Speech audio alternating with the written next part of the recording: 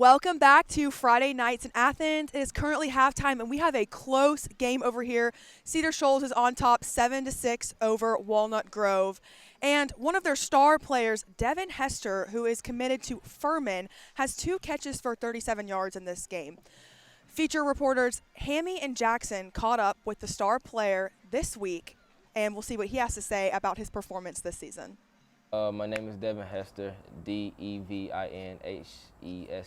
right, what year are you in school? I'm currently a senior, class 2024. You may have heard of Devin Hester, one of the great NFL returnmen. Well, this is Cedar Shoals' Devin Hester. Every recruit visit, I got that question like every time, but I'm not really tripping about it honestly, because my dad, his name is Devin Hester, but just not the Devin Hester. It's not his name that earned him college attention, it's his ability on the field. One school in particular has been there from the start, and it's where Hester will spend his college career. Furman's actually been locked in with me ever since they offered me. I remember, during when they offered me, I was still going through the process, trying to weigh everything else out. I always knew Furman was on my list, showing love since day one. I feel like I could just kind of see myself playing for them. They can help develop me as a person and a football player as well. Nowadays, many high schoolers transfer to get more attention, but Hester has chosen to stay with the Jaguars to let his success do the talking. No matter the school, colleges will still come running. I want to show that, it doesn't really matter where you at. You got to make something out of, nothing and everything. Cedar Shoals, I like it a lot. Love the east side, love the community and everything. Just gotta, wherever you at, you can do anything. You know what I'm saying? Just put your effort into it, make something out of nothing, and just go from there. The east side of Athens community has taken one of its great prodigies under its wing, but one man in particular has been a role model to Hester through it all: head coach Leroy Riles. Man, that's my guy, man. I love Coach Riles. He taught me the do's and don'ts. Not just about football, but just life in general. And if you believe in him, what he say, he's gonna get you right regardless. So I just always trust in him, believe in what he say, and just go by his plan. Hester has a quote in his Twitter bio: "Secure yourself." It's a determination to focus on himself and block out all the outside noise around him. It's given him not the eye of the tiger, but the eye of the jaguar. Just the outside noise, everybody got their own opinion about, what they think of me and everything. Main thing, every night I pray, just not worry about the outside noise, only worry about what you got going on, regardless of where you go, what you're doing, people gonna talk regardless. Just stay focused, stay grinding, just make them pay. That's all it is, the motto. All right, Yes, sir. Man. That's great. Yes, A sir. lot of good content there. Heck yeah. All right. That was good. Yes, sir. I like that one. For the Carmical Sports Media Institute, I'm Hamilton Culpepper with my reporting partner, Jackson Rowland.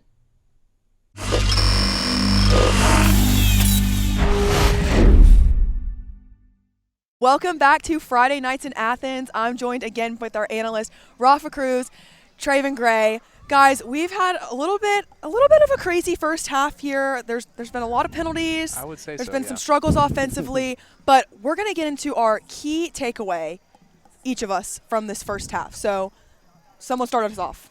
So Raphael talked a lot about how the offenses have struggled throughout the season, and the same was kind of true today, especially from Walnut Grove. They've only had 56 yards of total offense in this game to start, and they have had 4 different possessions in with a three and out. They had another one in with only 1 first down, and their only real success came after they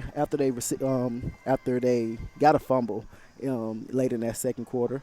And then they got a 20-yard score from senior quarterback Fagan, and ended up taking the 6-0 lead. But that's really their only success so far. Yeah, you mentioned the sloppy start. For a while there was more penalty yardage than actual total yardage gained between both teams. And then you mentioned it. The momentum started to roll when the Walnut Grove recovered that fumble, and then Fagan got that touchdown. And for Cedar Shoals, the very next possession they answered.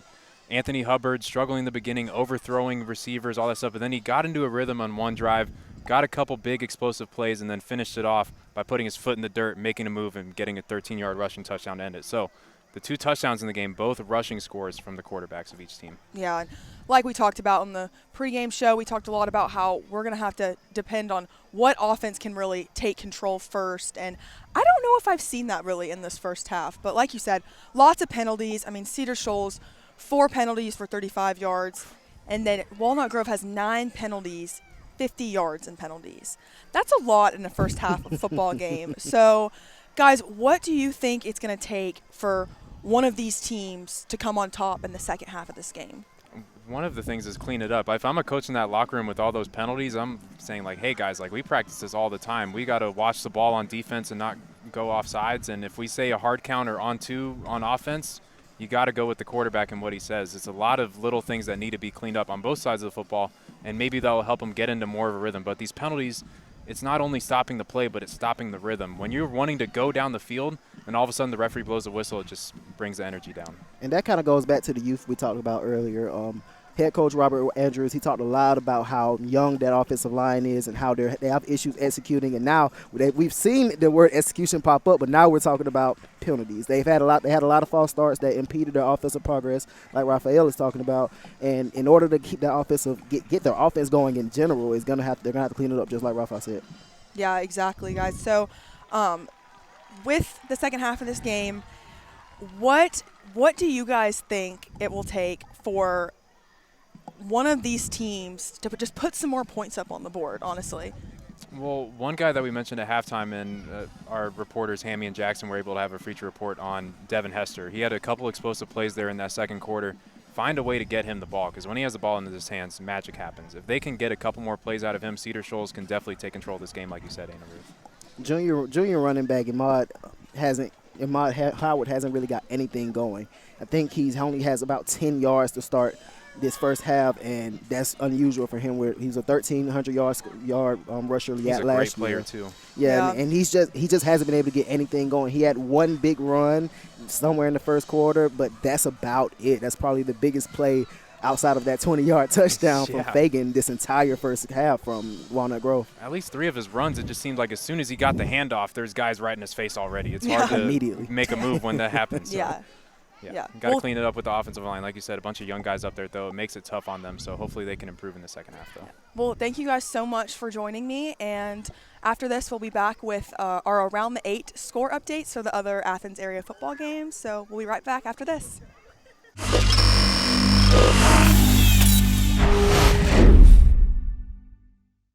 Welcome back to Friday Nights in Athens. I'm joined with our Around the 8 hosts, Brooke Evans, Owen Morden. So, guys, what is going on with our game of the week, North Oconee versus Madison? Yeah, I mean, North Oconee, it's kind of lived up to the hype in more ways than one. I mean, there was a literal power outage with 2 minutes left to go in that first quarter.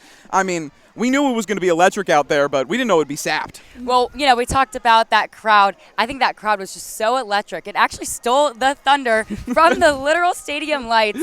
But speaking of stealing the thunder, we got Landon Rowland on their side. Yeah, Landon Rowland, I mean, he's been responsible for both of North Oconee's touchdowns today. Absolutely offensive threat. And that North Oconee defense has been shutting down Madison County all day. Incredible performance on both sides of the ball so far, even though it's early. So what's going on with the Clark Central versus South Forsyth game? Yeah, Clark Central was pretty quiet going into the halftime. It was 0-0. They're actually entering the third quarter right now where they're actually leading 3-7. But that 3 points on the board from South Forsyth is from their kicker. His name is Davis Little. Today he got an offer from Georgia Southern. He's actually 13th ranked in the nation. Everyone's got eyes on him. Yeah, class of 2024, ranked 13th in that class. He's got offers from West Virginia, Troy, Mississippi State, among others. He's a really interesting player. In a defensive matchup like today where it's so low scoring, you got to keep an eye on him. But, of course, freshman quarterback finding the end zone at some point today, leading the offense to get there. We'll see how that progresses. Things are sounding tense in those 2 games, but moving into our home games, we have Oconee County, Prince, and then Athens Christian. So what are the score updates for those games? I mean, yeah, it's not looking great for Oconee County. I mean, thankfully, in the first half, Mac Ricks was able to find the end zone. Only problem was their opponent was able to find it more. 21-7 in the half, now 28-7 in the third quarter. Just not a great look for Oconee County so far. For sure. Then we have Prince Avenue and Eagles Landing Christian. Prince Avenue is leading 48-6. It is their homecoming game. Yeah, Aaron Philo has been tremendous in this homecoming matchup, as he has been all season. Oh, Aaron Philo is Yes. always firing. We actually had the chance to see him in action playing Athens Academy just about 2 weeks ago, where he was just 7 yards away from breaking their school's record.